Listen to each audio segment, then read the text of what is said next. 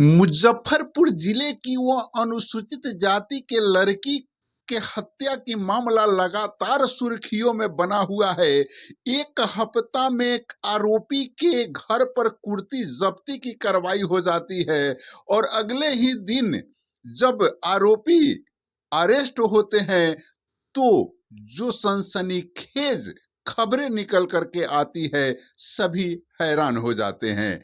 इन तमाम चीजों को मैं आपको विस्तार से बतलाऊंगा। इससे पहले मैं बतलाते चलूं कि सभी जगहों पर आकर के गोल्डन दास जो अपने आप को एक शीर्ष के रूप में स्थापित करना चाहते हैं, जहां तहां पुलिस प्रशासन को बदनाम करने का प्रयास करते हैं और इस तरीके का बयानबाजी करते हैं कि उन्हें लगता है कि मात्र वही संविधान जानते हैं, और जब फिर पुलिस के गिरफ्त में आते हैं तो सारी हैकरी निकल जाती है और कान पकड़ करके पुलिस से माफी मांगने लगते हैं। इन तमाम चीजों पर मैं प्रकाश डालूंगा। इससे पहले निवेदन करना चाहूंगा कि आप वीडियो को देख रहे हैं तो स्क्रिप्ट नहीं करें, वीडियो को पूरा देखिए।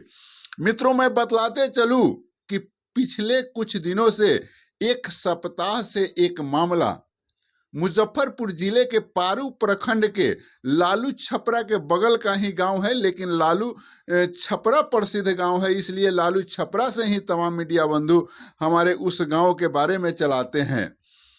और वहां एक घटना घटित हो जाती है, और वह जब घटना घटित होती है तो हमारे तमाम मीडिया बंधु भी पहुंचते हैं, प्रशासक के लोग भी पहुंचते हैं, सारी प्रक्रिया प्रारंभ होती है। लेकिन जिसे जो मन में आता है वही बताने लगता है, और यह एक अफवाह जो है पूरे सोशल मीडिया पर फैल जाता है। सोशल मीडिया पर ही नहीं, इलेक्ट्रॉनिक मीडिया पर भी यह बातें बड़ी तेजी से वायरल होते हैं और प्रिंट मीडिया में भी यह बातें आती है।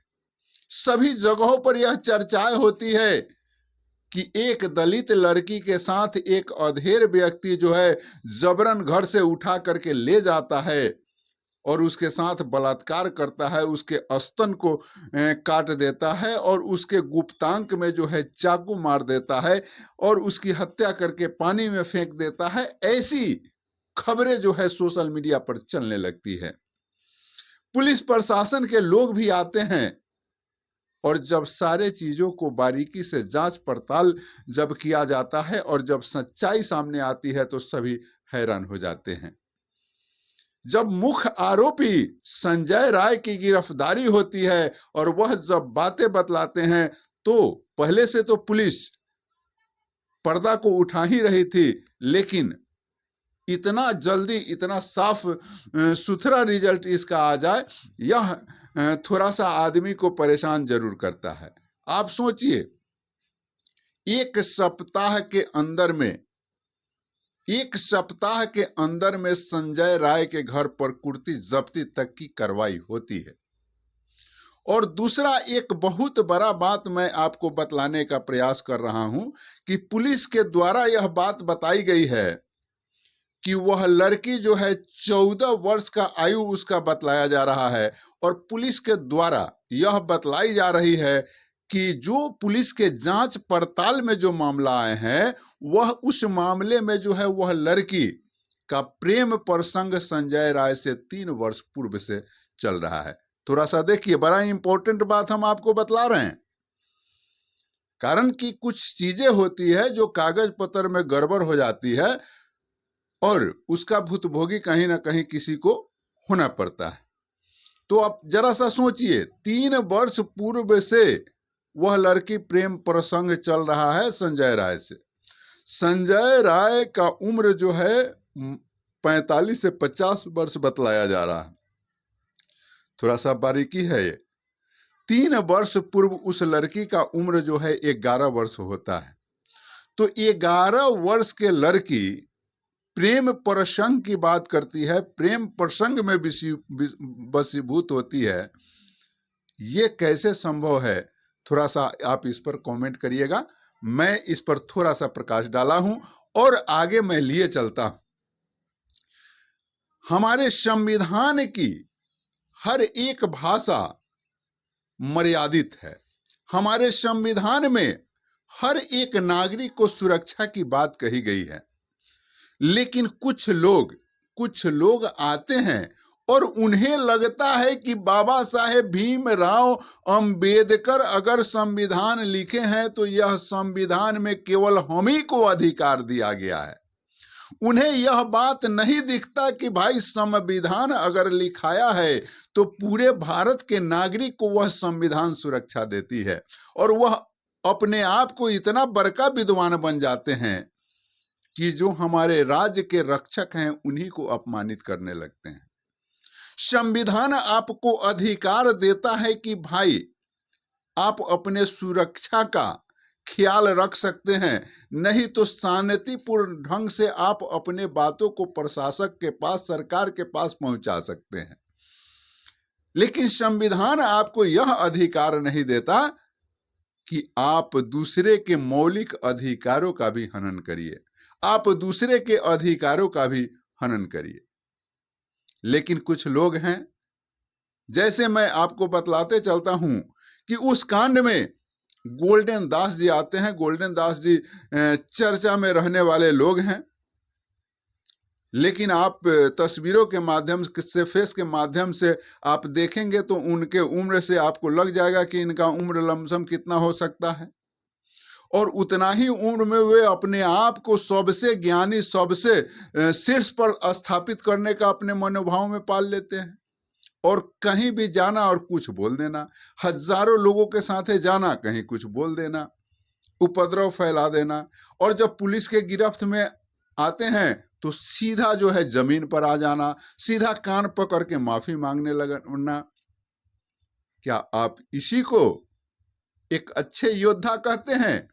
क्या ऐसे ही व्यक्ति समाज का कल्याण करेंगे, संविधान की रक्षा करेंगे, बाबा साहेब की बात करेंगे?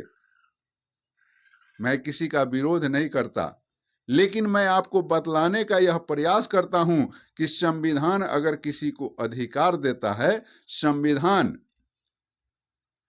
सभी के सुरक्षा की बात करती है। हमारे पुलिस प्रशासन है, और हजारों लोगों के बीच में जब हम उन्हें अपमानित करेंगे तो हमारा सुरक्षा कौन करेगा? जब उनके माइंड में, ठीक है प्रशासन अगर गलती करते हैं तो उनके गलती को हम आभास कराएंगे, लेकिन उसका तरीका होना चाहिए। सारे मंच से अगर यह बात कहा जाए एक थाना प्रभारी को कि मुझे लगता है कि तुमसे बड़का मूर्ख इस संसार में कोई पुलिस वाला नहीं होगा, ये कितना बड़का दुर्भाग्य है। तो ये तमाम चीजें मैं वैसे लोगों से, कारण कि आप उग्रता का रूप धारण करके और किसी भी चीज का कल्याण नहीं कर सकते हैं, किसी भी समाज का कल्याण नहीं कर सकते हैं। आज सभी लोग आते हैं और जाति बिरादरी दिखा करके उस समाज की बातें करने लगते हैं, और समाज की बातें करने लगते हैं। इस पर स्पष्ट शब्दों में नेशनल दस्तक के जो शंभू सिंह जी हैं वे बतलाए हैं कि किस तरीके से जातिवाद व्यवस्था में बंट करके, और बड़े बड़े नेता भी ये सब मामलों का संज्ञान नहीं लेते हैं, केवल उन्हें वोट का मतलब है, किसी का मतलब नहीं है। और ये जो भी सिस्टमें हैं अपना चेहरा चमकाने आते हैं और ज्ञान के अभाव में पुलिस के गिरफ्त में चले जाते हैं। ये चेहरा चमकाने का प्रयास करते हैं, लेकिन इनको ज्ञान नहीं है स्वयं, और इस तरीके का बयानबाजी देते हैं कि सारा संविधान के खिलाफ में जाता है और इनके ऊपर कानूनी कार्रवाई हो जाता है।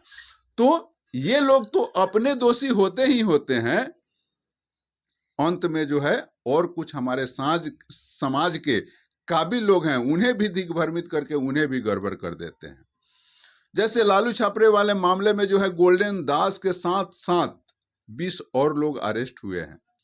आखिर भैया हमारे बेटी बहन के साथ नाजायज होता है, और हमें उसका सुरक्षा कैसे करना चाहिए इस बात पर जोर देना चाहिए। तो हम ऐसा कर बैठते हैं कि हम अपने जाके गिरफ्तार हो जाते हैं, हम अपने जाके फंस जाते हैं।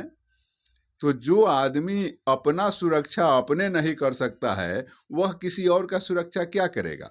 जो आदमी अपने सुरक्षित नहीं रह सकता है, तो वो दूसरे का सुरक्षा क्या करेगा?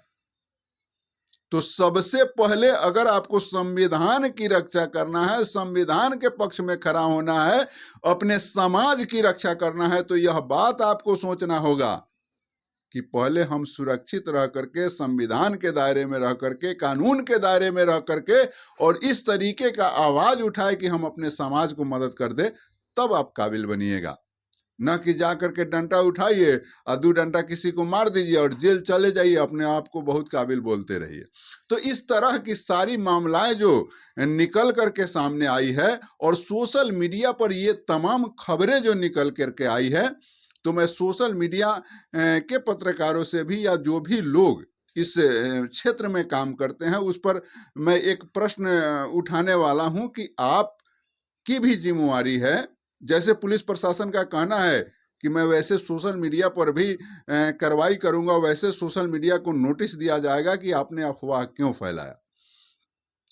तो बंधुओं, आप जाते हैं कुछ पैसा कमाने के दृष्टिकोण से, कुछ सोशलिस्टता के दृष्टिकोण से और अपने फंस जाइए, तो ये भी ठीक बात नहीं है। कारण कि मीडिया को आज के डेट में कोई सुरक्षा नहीं है, चौथा स्तंभ कहा जाता है। लेकिन जिस तरीके से सोशल मीडिया के लोग सभी चीज़ों को उठाते हैं वैसी सुरक्षा नहीं है, और उसमें भी उलूल जुलूल बातें कुछ उठ जाते हैं जो सामाजिकता को प्रभावित करता है। इससे भी बचना है। कारण कि जब सच्चाई है, ठीक है, लोग कुछ भी बात बोलते हैं, हमें उसको दिखा देने में उसमें हमारी बदनामी नहीं है, वो तो लोगों की बात हुई। लेकिन हम अपने तरफ से उस पर टिप्पणी करें तो ये हमारी बदनामी हो जाती है। तो ये तमाम चीज़ों से बचना चाहिए। और जिस तरीके से ये जो अफवाहें फैला करके लोगों को बांटने का, लोगों में एक आक्रोश उत्पन्न करने की जो व्यवस्था हो रही है, ये अपने आप में जो है प्रश्न खड़ा करता है और देश को कमजोर करता है। इसलिए आप जब चौथा स्तंभ है तो ऐसे चीजों से भी बचना होगा कि हमारे बात से ऑकरेंस न फैले। इन तमाम चीजों को मुझे लगा कि इन तमाम चीज़ों को मैं अपने चैनल के माध्यम से भी प्रस्तुत करूं।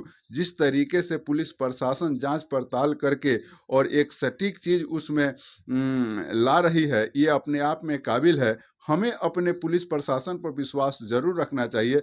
जब हम अपने शासन प्रशासन पर विश्वास रखेंगे तो उसका रिजल्ट अच्छा जरूर होगा। ठीक बात है कि कुछ शासक प्रशासक में भी भ्रष्ट लोग हैं, लेकिन इसका मतलब नहीं है कि वह व्यवस्था ही गड़बड़ हो गया। हम उस व्यवस्था पर ही अविश्वास करें। बाकी अपना कमेंट करिएगा। जय हिंद।